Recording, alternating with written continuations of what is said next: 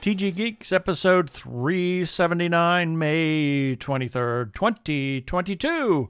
Are you ready for convention season?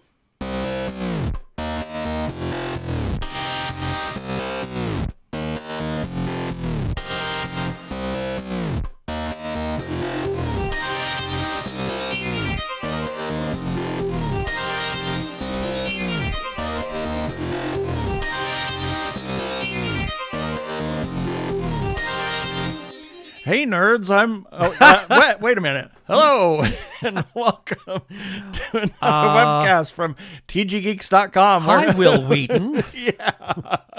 Where Ben and Keith, the Two Gay Geeks, talk about all aspects of Geek-dom and Nerd-ery. Sci-fi, comics, film, horror, genre. You name it, we talk about it. I'm Keith Lane. We're coming to you from TG Squared Studios in lovely Phoenix, Arizona. And I'm Ben Raggington. I love how you said, are you ready for NerdCon season?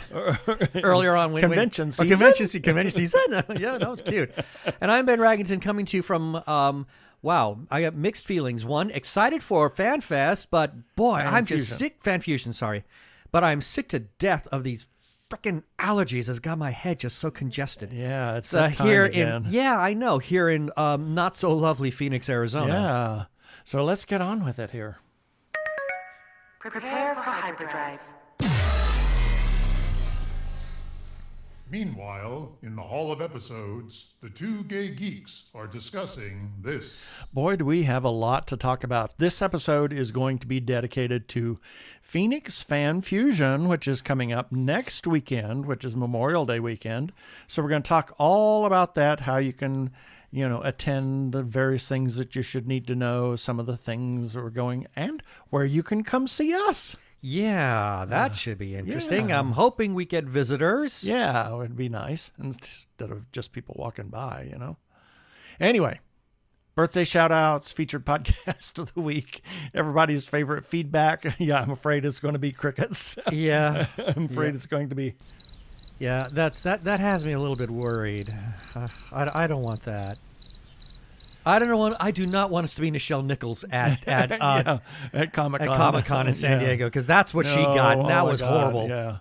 And then we'll have our regular shout-outs. In the second segment, we have a couple of things that we can talk about if we have enough time. And then our wacky weekly recap and our regular shout-outs. So let's just get on with it.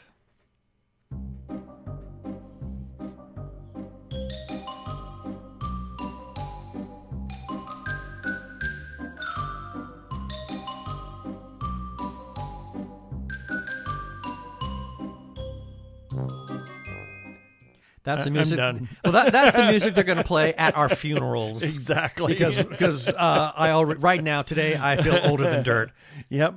Well, this we are going to talk about Phoenix Fan Fusion.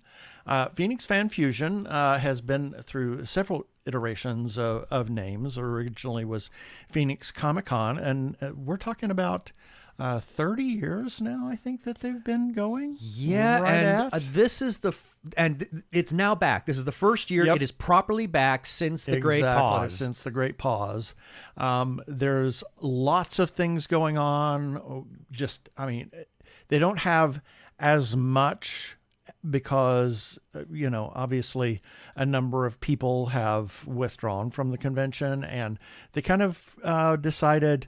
They waited and waited and waited and waited just to be sure that everything was safe, and then they announced it. But they've got a lot of things going on. They're not using as much space as they have in prior years, but it's still going to be a fabulous con nonetheless. It's May 27th through 29th. That's Friday, Saturday, and Sunday.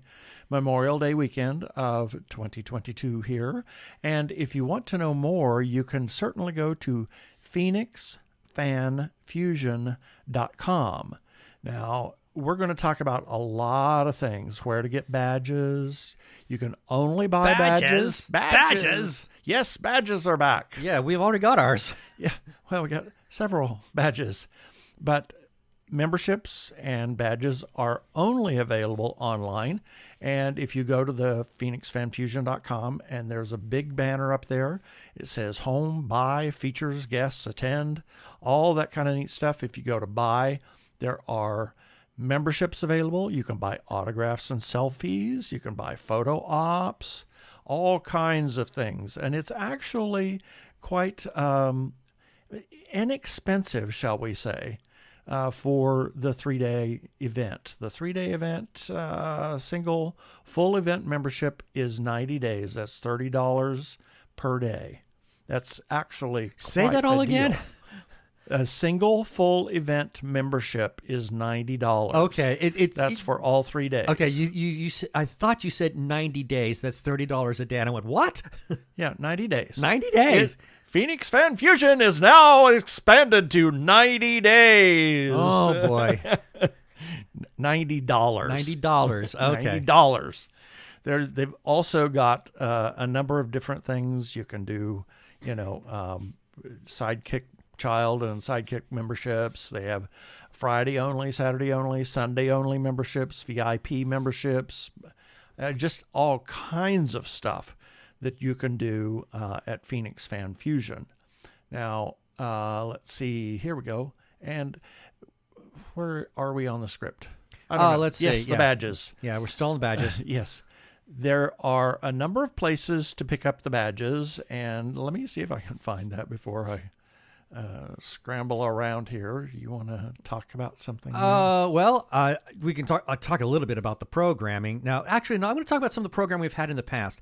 They've had some amazing panels at this con, and I know that this year's going to be no different because, for example, John Barrowman is coming back, and if you've never seen John Barrowman in a panel, you need to see this guy because he's insane.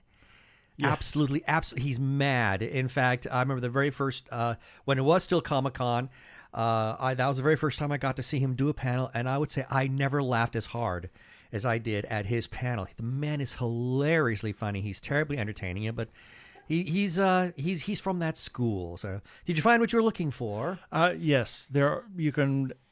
Once you buy your membership, they'll send you a barcode for how many ever memberships you buy, and then you can present those at one of the redemption locations outside of the 3 secured entrances. They're no longer mail-in credentials except for VIP memberships, and it's probably a little late for that at this point. I would think so, yeah. But you can go there, and the different the convention address. Oh shoot, oh my god! Wow, it took me way to the bottom of this page where I didn't want to go.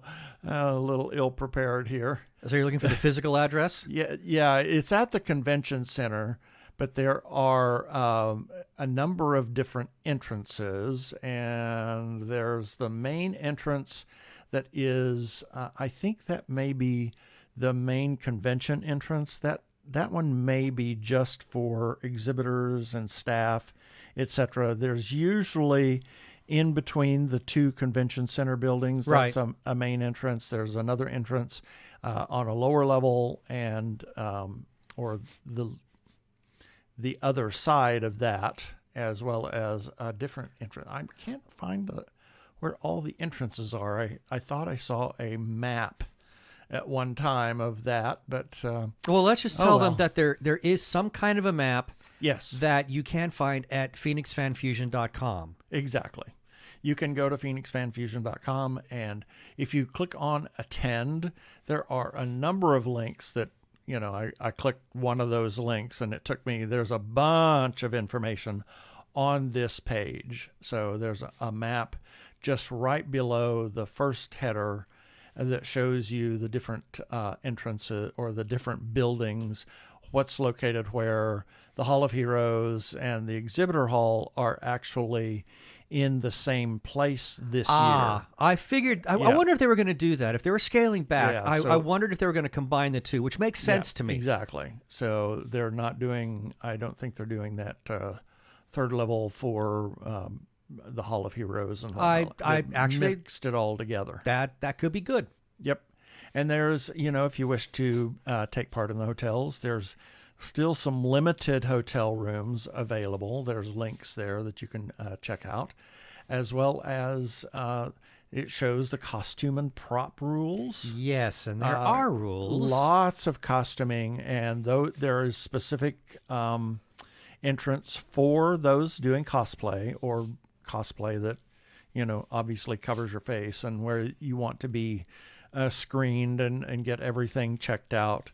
So it's not the regular entry for they've had to do this because there was a little bit of a security kerfuffle about 5 or 6 years ago where a cosplayer was threatening to do some violence against one of the convention guests.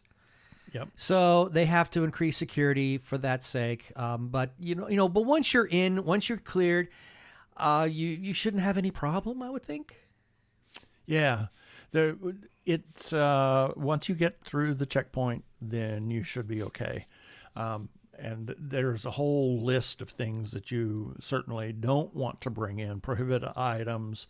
They actually have a harassment and discrimination policy. It's a zero tolerance policy for harassment and discrimination of any kind. Oh, that's good. Including, but not limited to, inappropriate physical contact, physical assault or battery, sexual offensive actions or comments, stalking, intimidation, non-consensual photography or recording, constant disruption of panels, photo opportunities, and other events.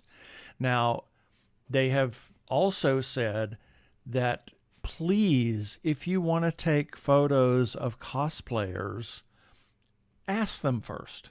A lot of them are going to say yes. Most of the time they will, but it's always good. And they will also, pose for you and whatnot. Yes, that's the best reason. So, we did exactly. that. The very first Phoenix Comic-Con we attended when we were with Slice, I made a point of asking people, may I take your photo? And 100% of the time, when I asked them, they said yes, but it's always good to get that consent first. Exactly.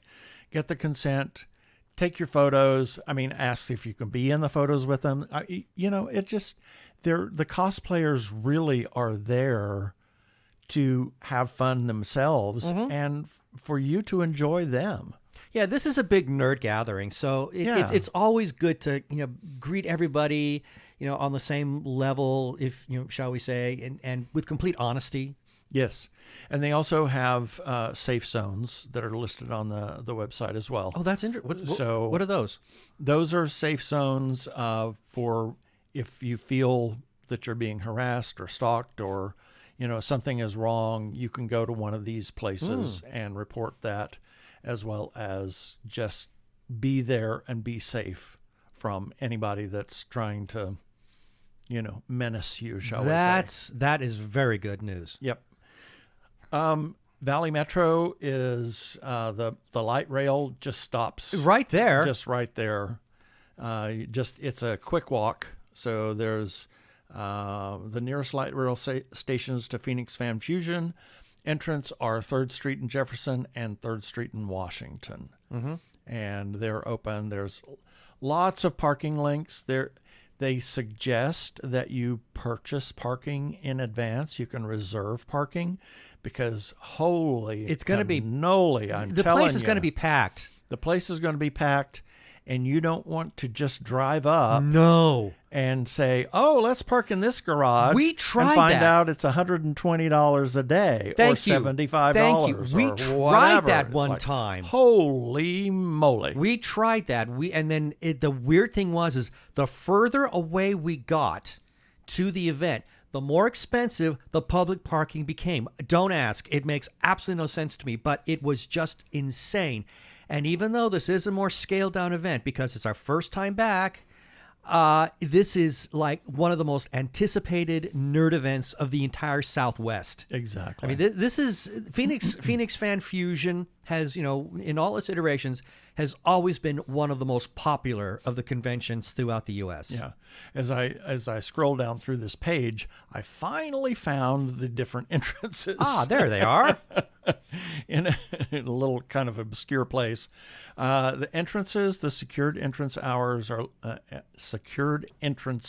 located 2nd Street in Adams, 3rd in Monroe, and 3rd in Washington. So those are the the 3 entrances for regular folks to go in. And then there's programming in several different hotels and the convention center. Oh my gosh, there's gaming going on. There's things across at the Hyatt. There's things at the Renaissance. There's things at this hotel and that hotel and the other hotel. This is good. This is good. This is a huge, huge con. This is good because I remember growing up when I was attending cons, especially, and one of my favorites was a con in San Jose called TimeCon. And yes, it did take place in a convention hotel, but there were a lot of events, private events. When I say private, I mean it's not like in a public room, but somebody had rented a room in a hotel and held an event in there. And these would be like, movie screenings or maybe just a little movie festival that they were running, or video room because they wanted to, or maybe a room where they could chat about something very nerdy. I mean, these were the things that I lived for, and they are so much fun. So, and I would imagine that I don't know if those are actually mentioned specifically on the website, but if you get a program book, which I think will be available on like through a digital device or whatever. Exactly. You can then look those things up. And I'm sure there'll be like banners all over the place announcing them, because people will want them to come to your room if they're hosting some special event, especially if it's after hours. But we'll get to after hours in a little bit, because there's still other things we want to talk about. Yes, the badge redemption station hours are Friday 8 to 11:30, Saturday 8 to 11:30, and Sunday 9 to 5. The secured entrance hours are the same hours, and the lower level Exhibitor Hall and Hall of Heroes, it's 10 a.m. to 7 p.m. Friday and Saturday, and 10 a.m. to 5 p.m. on Sunday. There's programming events from 10:30 to 11:30 every Friday and Saturday, and 10:30 a.m. to 5 p.m. on Sunday. So there's lots and lots of stuff going on. I mean, they usually take over the whole convention center in the past, but obviously they want to scale it down a little bit. I think that's a good idea, as I said before, but that doesn't diminish what this is going to be. Yep. And I'm actually kind of excited about it now. Yeah, I'm feeling really, really excited about going. Yes, there's Gaming Hall presented by Bookmans. Oh, that's new. Yeah, that is in 120A and B over in ballroom 120A and B. Oh, far out. They have celebrity panel Q&As. Those are always good. Celebrity panels, guests. And a lot of those are in some of the ballrooms. Let's see, what else do we have here? Celebrity panel Q&As, I said that. And then spectacular spectacle showcases, signature events, and after dark parties. There's magic shows, puppet shows. I'm excited for those. Roasts, masquerade costume contest, drag extravaganza, and which is going to be the signature drag show. And there's over 1,000 hours of activities and events scheduled through the weekend. These cons, at no additional charge. Right, and these cons are, because of all these after hours events, many of these you basically have a 24-hour experience. Yep. I mean, I've been to a TimeCon where I didn't get back to my room until 3:30 in the morning because there was all this programming going on all the time. So we got that going on with Fan Fusion this year, and boy, I am looking forward to it. Yeah, there's also kids' activity rooms, and so there's place that kids can go and just desensitize from all of the madness that's going on, and places for parents to sit down and watch their kids just kind of burn off all that extra sugar that they probably ingested. Panels and workshops. I mean, oh my gosh, they've also got, I believe that there are folks that will be around that will be cosplay repair people. They usually have that because, with all the cosplay going on, there is damage. Yeah, exactly. So there's always a place where you can go to get your cosplay fixed. Yep. They have, oh my gosh, in the Exhibitor Hall, it's a plethora of all kinds of it's almost nerdy, geeky, it is. Sci-Fi, everything. I mean, the only thing that in my mind makes San Diego better is because theirs is more big professional studio media oriented in addition to everything else. Yeah, Phoenix doesn't quite have that, but that does not take away from the unbelievable amount of stuff you are going to see. And we're not just talking things from, major companies, but there are a lot of indie creators that are going to be there too. And that's our big crying call. Yeah. Comic book creators, authors, cosplay guests, YouTube creators, and celebrity actors. There are tables. There's lots of merchandise. Oh my gosh. Get your credit card ready. Yeah. Preferably for some of the independent creators, some of the comic book creators, and some of those folks. If you have cash, that's great, as we say in every episode. But, a lot of them will take credit cards. So, just... It's and we truly we might want to explain experience. why cash is king in this case. Well, a lot of times those comic book creators and those independent creators don't have the ability to, have a Square or some kind of device, and the Wi-Fi is it's terrible down there. It's terrible, and it's expensive for. It's expensive for those that want a dedicated Wi-Fi. There's Wi-Fi available.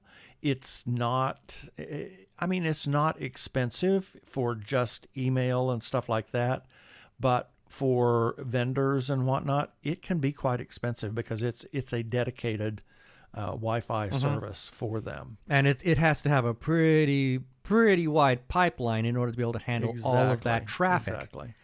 And let's see, there's, oh gosh, I hate to even go down the rabbit hole of authors, but there's a lot of authors that we know that are going to be there, a lot of independent creators that we know that are local here. I hope Beth Cato's going to be there. Yeah, Larry Nemechek is coming in. Yay! Dr. Trek is coming. As well as just all kinds of different people. I'm sad to say that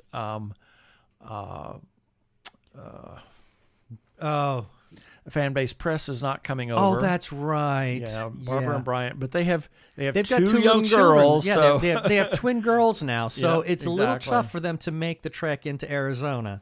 Exactly. So there's lots of people that are coming. Just let me see if I go this. It's going to be great what kind to of see. rabbit hole this is. It's going to be great to see a lot of these old friends of ours. Let's see, Anthony Rapp. There's Christopher Eccleston, Chuck Norris, Doug Jones, Felicia Day. Yeah. Let's see, John Barrowman, Jody Benson, Jim Cummings, Kate Mulgrew. Oh, Kate Mulgrew. Let's see, who else have we got? Patrick Warburton. Warburton. That nut job. And Tim Russ are all, among others. Oh, I wish Will Wheaton would come back. I miss him. Coming. And then there's authors. Some of the authors that are coming this year are, let's see, the ones that we know. I'm not seeing anything here. Michael Stackpole is he's a local legend. He's an institution. He has to be here. Tom Levine as another one. Yeah, and there are a lot of others, and those are just the tip of the iceberg there. And authors, and if you like books, I tell you can find. Keith and I have discovered some amazing writers and their works just by taking a chance and chatting them up. Yeah, and it's wonderful the kind of material that we've stumbled into. Yep, and there's several comic book creators. Brian Polito. We've got Dave Beatty, who is local. He's another institution. Dave is absolutely he's awesome. Fantastic. He's great. Jay Photos. Let's see. I'm not seeing any names that I know that are jumping out at me. Yeah, not a lot of names that I know. There's a lot of different. Todd McFarlane. Oh yeah, Janimal is going to be. He's a local. We've got and Janimal's really talented. Yes, he can do different styles, and his humor is it's very dark. It's very twisted. And so there's lots of comic book creators. Those are the ones that are the high on the list, but there's lots of them that didn't get into that slot necessarily, but will have booths there. Lots of independent creators. Yeah. Of swords to lightsabers to figurines to I can't crystal balls cover it all. Oh my gosh. Well, I remember I suspect that this hat maker who I interviewed for Slice, he'll probably be there. He seems to be there every single year. There's a zombie military group that's always there. Yep. They always have a huge display. I mean, oh my God, this really is. I'm having almost a nerdgasm right now just thinking about all the things that we're going to get to see when we're there. Yeah, and they also have a couple of charities that they support, and those will have booths there at the con as well. There's a number of different sponsors here. You can take one of their big charities is Kids Need to Read. So that's I love that one. A really great one. But we encourage you to go to phoenixfanfusion.com if you haven't already. Buy a membership, a day, 3 days. Just, come see us. Yes, D118. Please come by and say hello to us. We've got wristbands and keychains and other kinds of stuff. And Tommy Cannon will be there with us. He'll be at our table. Yep. So Dr. Zombie himself. And we encourage you to come. It's going to be an exciting time. I'm very, very much looking forward to this. Yep.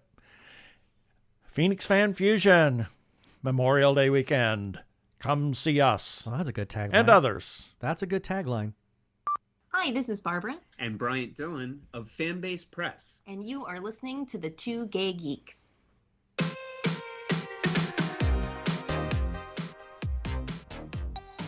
I wanted to drop that in there because, first, we won't get to see them. No, and they are friends of ours, too. We love them. But they have been nominated for an Eisner Award. I saw that. Yeah.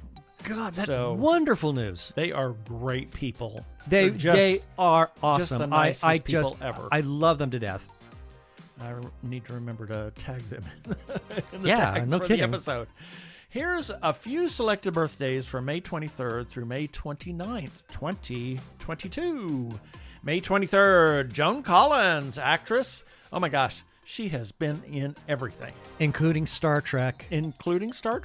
Most notably in Dynasty and that little thing called Star Trek. What did she play? Beth Keebler? Beth Keebler? Edith Keeler. Keebler? What, she make crackers? Yes. City with the Guardian of Forever. Oh my God. Harlan is spinning in his grave. Even faster now. Exactly. City on the Edge of Forever, one of my favorite episodes of all time. It's just a wonderful episode. She has an infamous story that her first husband tried to sell her for $10,000 after they were married for 6 or 7 months. No kidding. Yeah, it was really weird. That's bizarre. Robert Moog, physicist and engineer. He had 2 different degrees.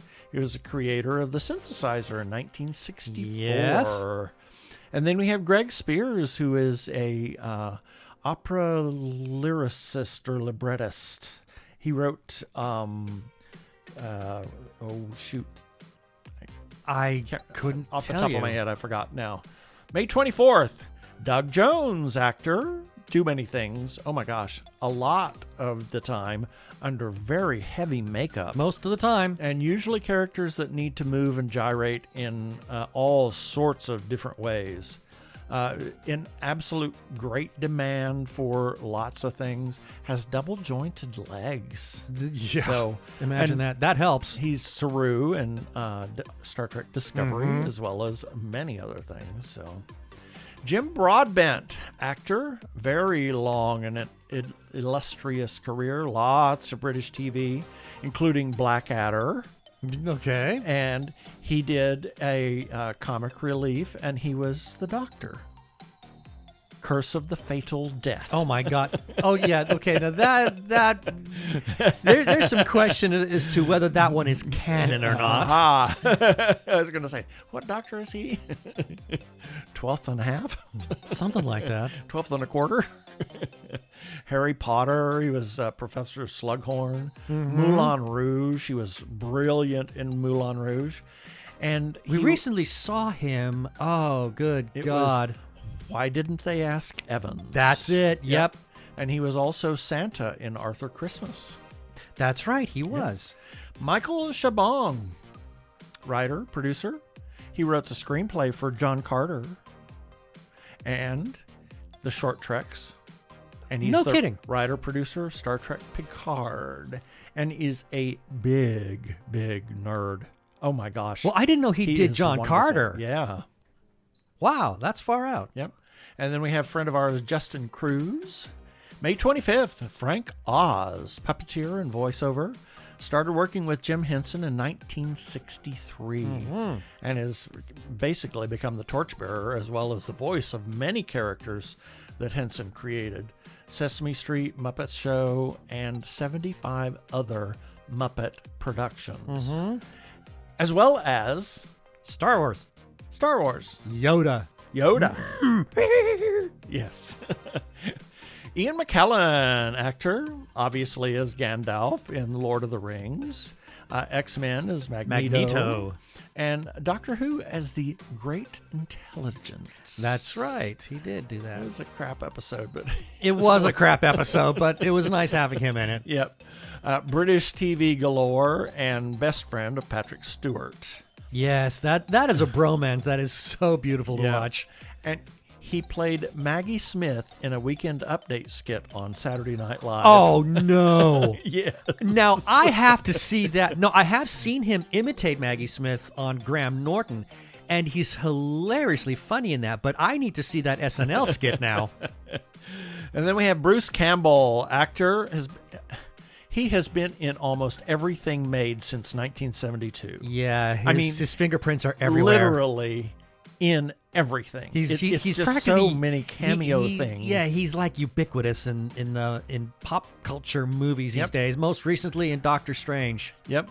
And he and Sam Raimi have been best of friends. Since since school, since they were kids. Yeah, since school. Yeah, and they actually Sam's first film, he was in that film. What was it?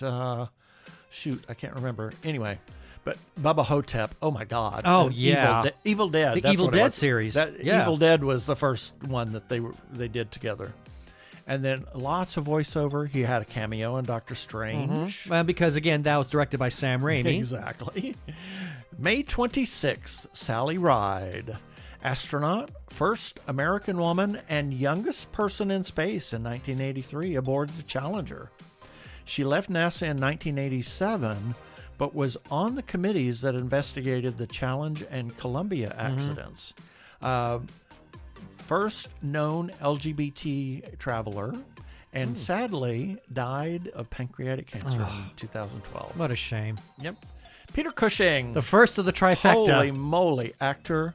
One of Hammer Films' stable of actors. Oh, yes. Oh, my Lord.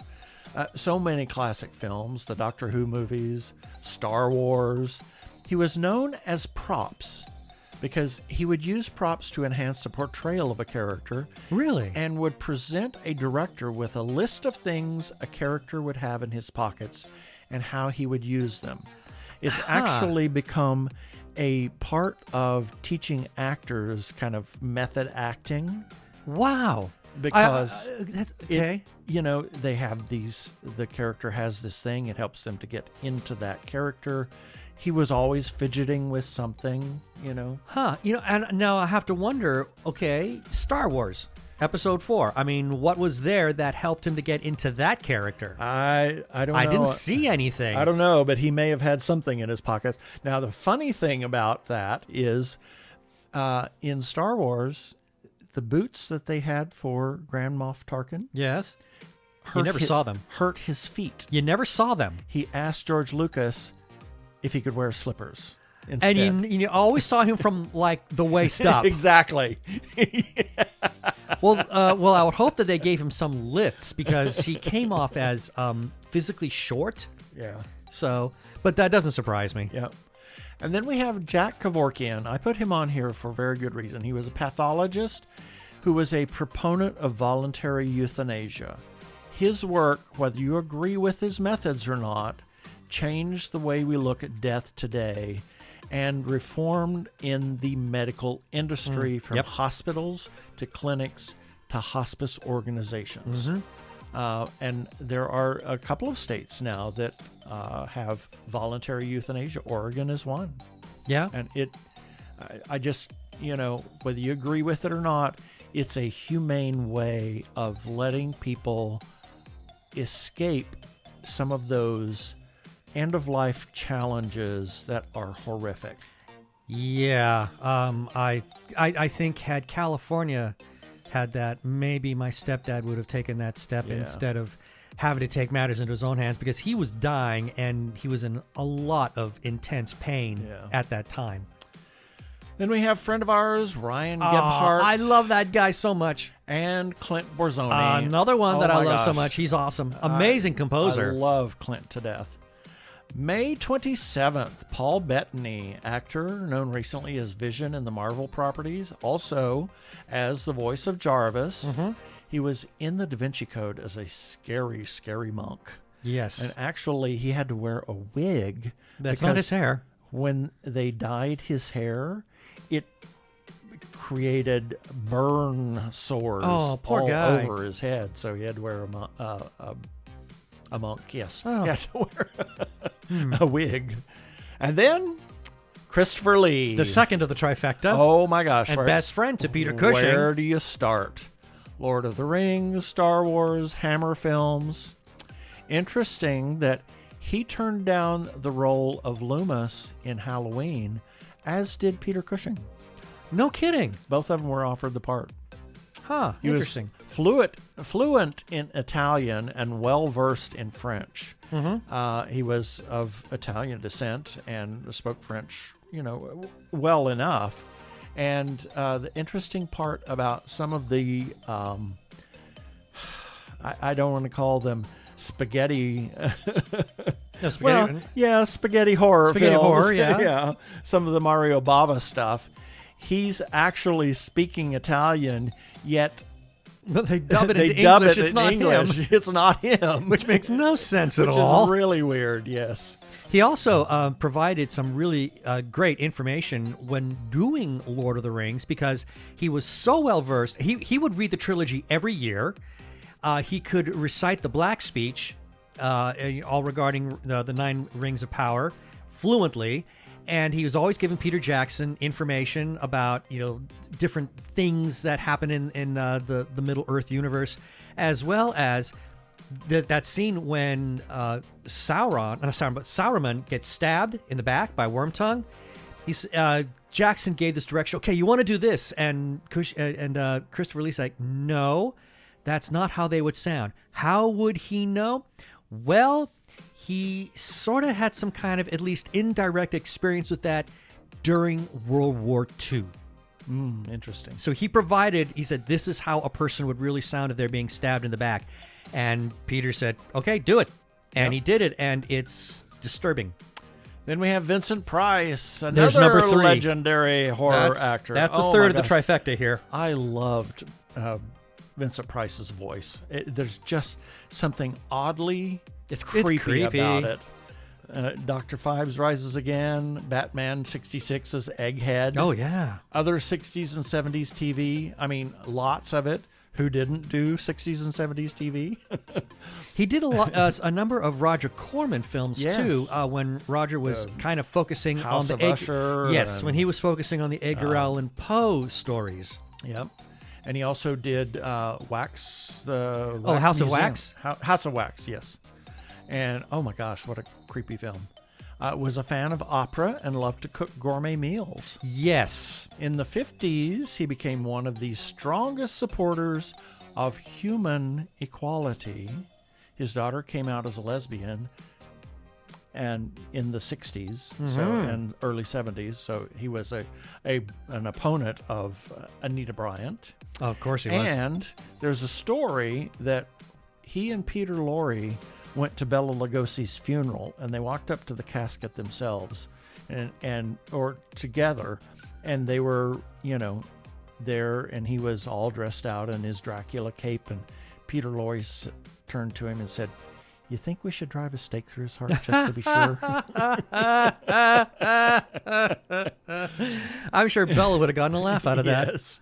And as we talked about earlier, Harlan Ellison. We just name him Crazy Uncle Harlan. Angry Uncle Harlan. Exactly.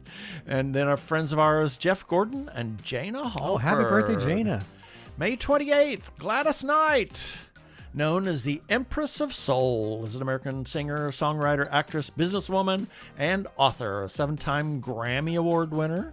Knight is known for her hits she recorded in the 60s and 70s and 80s with her group, The Pips. She recorded 2 #1 Billboard hits, Midnight Train to Georgia, woo, woo, and that's what Friends are for. And 11 #1 R&B singles and 6 #1 R&B albums. She won 7 Grammy Awards and was an inductee in the Rock and Roll Hall of Fame. So, along with the Pips. Zelda Rubinstein. Move into the light. Actress. She was Tangina in the Poltergeist movies and was one of the first celebrity AIDS activists. Oh, was she? Yes. Wonderful. And then we have one of our most favorite people we on the love planet, her. Patricia Chica. Happy birthday, Happy birthday, Patricia. May 29th, Rupert Everett, actor. De la Morte de l'Amore. Love that movie. Cemetery Man. Oh my God, what a beautiful film. Especially if you get to see a 35mm print. My gosh. It is art. It is art. Among many other movies, 6 projects in some form of production right now. He plays the piano and the violin. Oh. He was quoted as saying, "Why would I wear pink trousers? It's hard enough being gay." Yeah, he's got a point there. And then we have Danny Elfman, musician.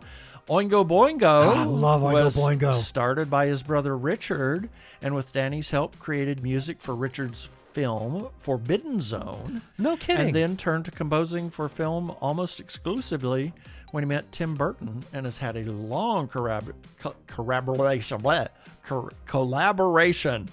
on Tim Burton films, as well as branched out into other things. Yeah, we saw him in something else he did the music for the other day. I can't remember what it is we were watching.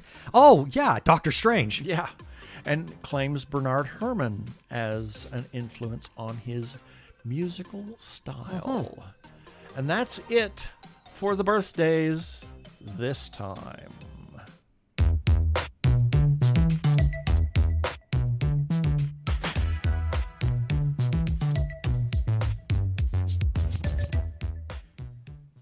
Technorama, the podcast for geeks, because geeks are better than cool. You don't hear someone say, "Get away from me, you cool person." Who's gonna have their 65-inch home theater system installed by the Cool Squad? Not me, that's for sure. How much cool cred do you have? Not enough to care about. Think you'll find any canned unicorn meat at thinkcool.com? It's just a part domain name. They don't even have roadkill in a paper cup. That's why you need to start listening to Technorama, because that's what geeks do. Go to chuckchat.com and listen to Technorama before you turn cool.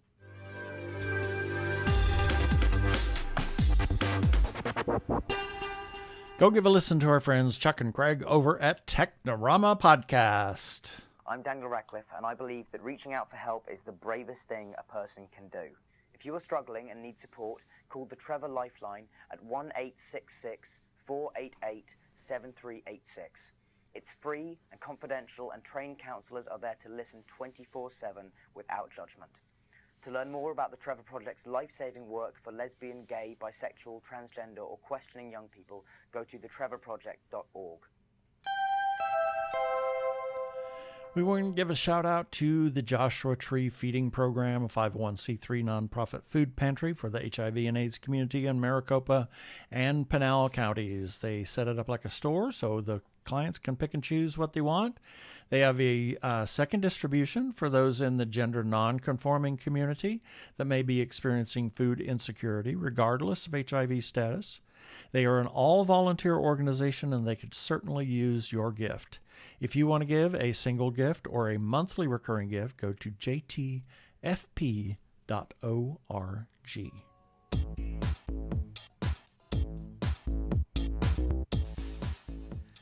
And it's time for our feedback. I got to fly through this. These are comments that we received in response to episodes and articles that we ran on our website at tggeeks.com, and the links for each of these will be in the show notes for this episode article number 379 at tggeeks.com. Starting with, regarding TG Geeks episode number 376, we got a comment from Arkle, and in that episode, Keith and I kind of waxed on a little bit about this wonderful series we're watching called The Offer.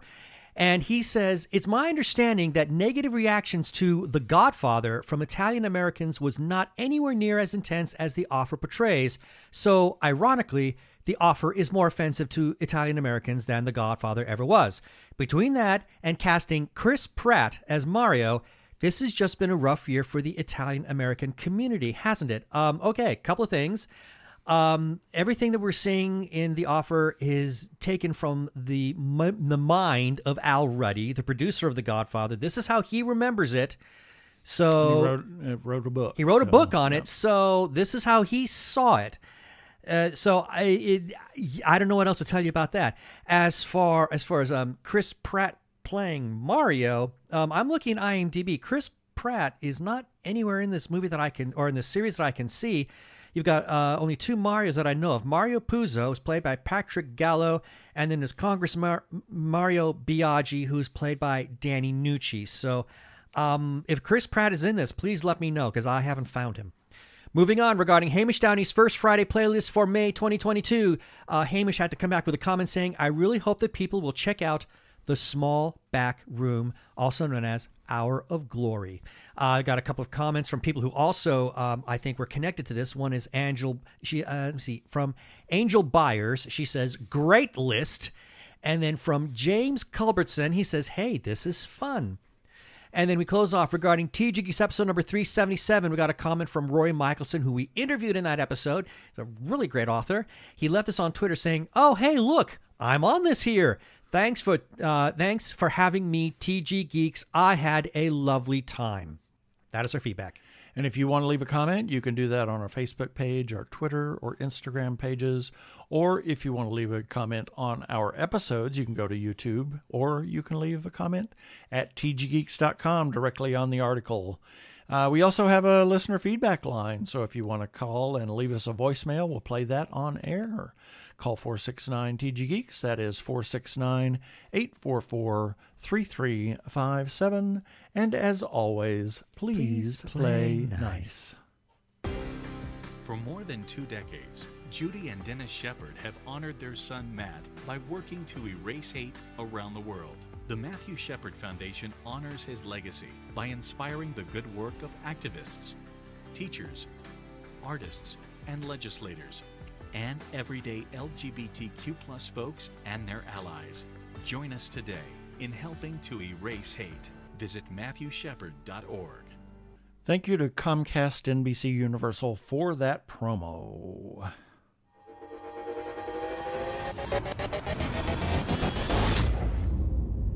If you are trans or are questioning your gender identity, and if you are in crisis or are feeling isolated and need someone to talk to, or you know of someone in a similar situation, there is a special hotline just for you.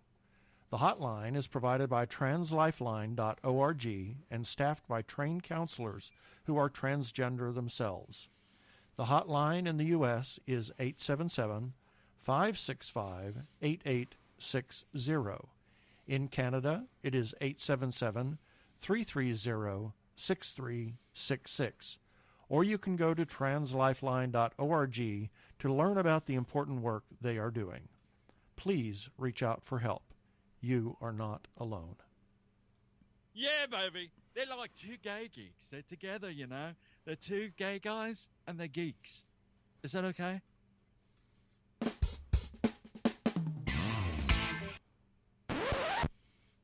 Well, we don't have time in our second segment, so we're right into the Wacky Weekly Recap.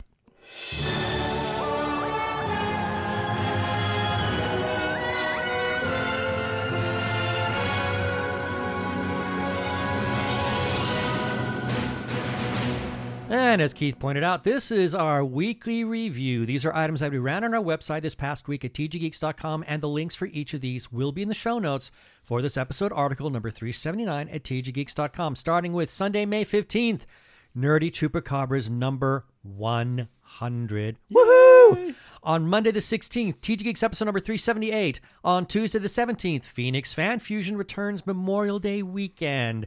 On Wednesday the 18th, Andrea's Angle, Montana's Story, powerful, emotional, and raw. On Thursday the 19th, Ben's Breakdown, Downton Abbey, A New Era is a romantic and posh look at the past. A new batch? A new batch, yes. Bunch of gremlins. On Friday the 20th, Hamish Downey's 5 Questions with Bruno Morales, and we close off the week. Brimo. Yeah, Brimo. My bad. I am so sorry. 5 Questions with Brimo Morales. I apologize.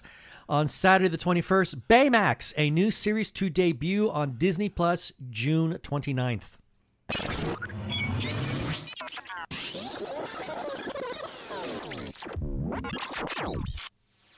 We have some shout-outs that we need to make. First to Brian Weber. You heard him a little bit earlier in the feedback. Arkgol. He's on Twitter as Geek of All Trades, and that is spelled the letter G, the number 3, K of All Trades. He's also referred to as Brian the Ampersand List YouTuber. And we mention him because he has his Arkle Times Post-Dispatch News, which does republish our content from time to time. So if you want to find the Arkle Times Post-Dispatch News, you find him by searching for Geek of All Trades on Twitter.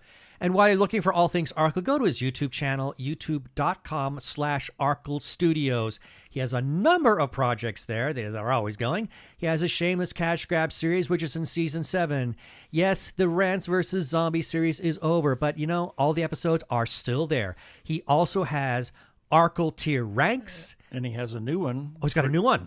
Yep, Arkle Tier Ranks Arrowverse crossovers. Oh, that should be good. Yes. That's something. So if you're into the Arrowverse and especially their crossover episodes, you might want to check out those episodes of Arkle Tier Ranks. He also has game videos of Trick and Treat as well as Star Trek Online.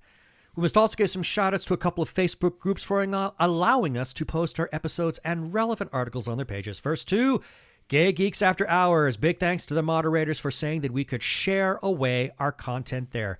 And their URL is facebook.com/groups/Gay Geeks After Hours. That's all one word.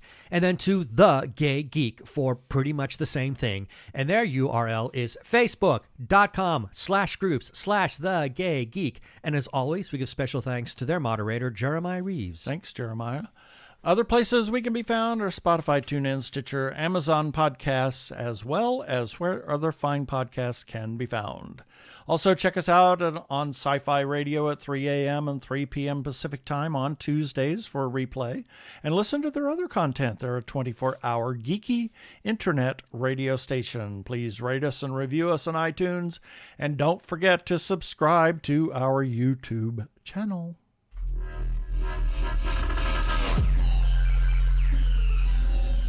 And that should do it for this episode of TG Geeks Webcast. Be sure to check out the article for this webcast episode. We're going to have several links on the page of things we talked about, most importantly about Phoenix Fan Fusion.